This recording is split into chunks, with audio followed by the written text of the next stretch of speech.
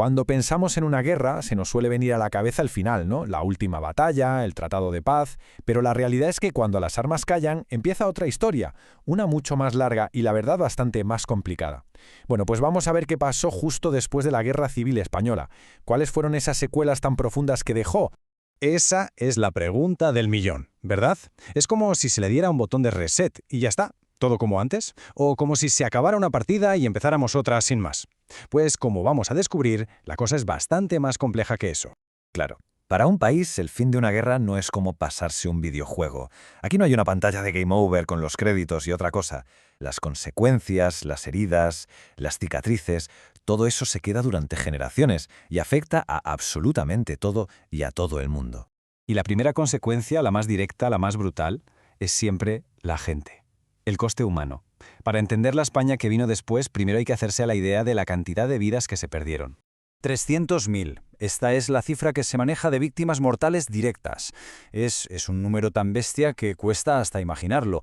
Cada una de esas cifras era una persona, una familia, una historia que se acabó de golpe. Pero lo más importante es entender cómo se llega a este número tan tremendo. Y aquí está la clave, en cómo se desglosa esa pérdida.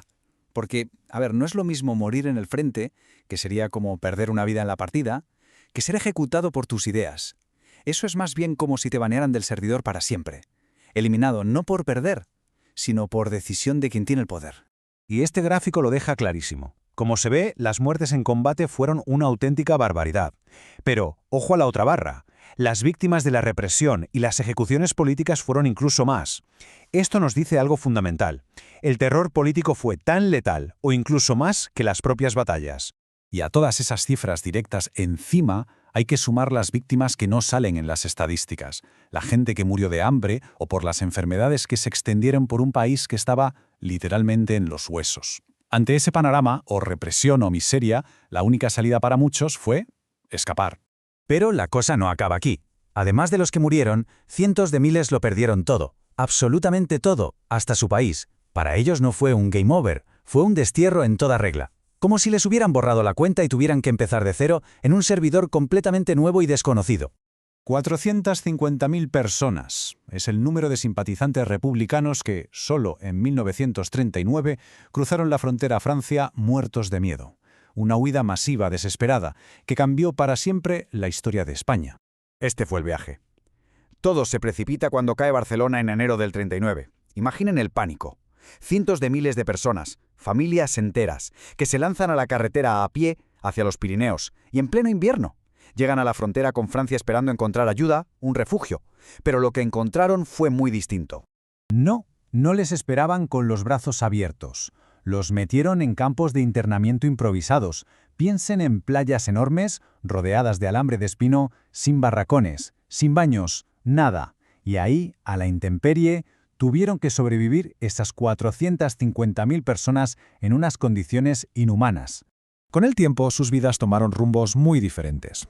Muchos, al empezar la Segunda Guerra Mundial, vieron la oportunidad de seguir luchando contra el fascismo y se alistaron en los ejércitos aliados o en la resistencia francesa.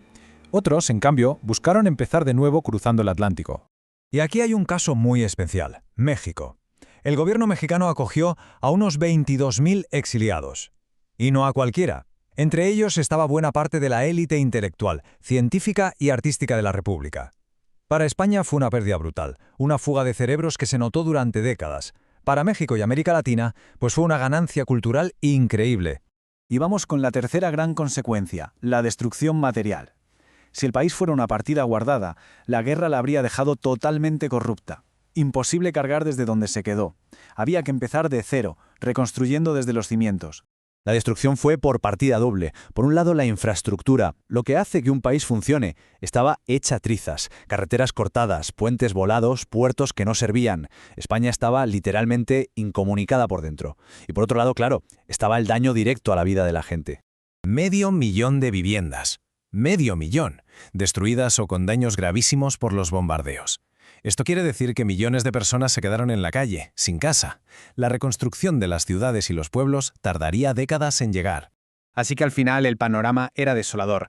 La guerra dejó unas cicatrices profundísimas que iban a tardar mucho, pero que mucho tiempo en curar. Heridas humanas, sociales y económicas que marcaron el futuro de España durante casi todo el siglo XX. Para resumir, si queremos entender bien todo este impacto, podemos pensar en 3 grandes olas. La primera, la pérdida de vidas, que fue gigantesca, no solo en combate sino por la represión. La segunda, el exilio, una sangría de gente y de talento brutal. Y la tercera, la ruina económica, que dejó al país hipotecado para mucho tiempo. Y todo esto nos lleva a una última reflexión.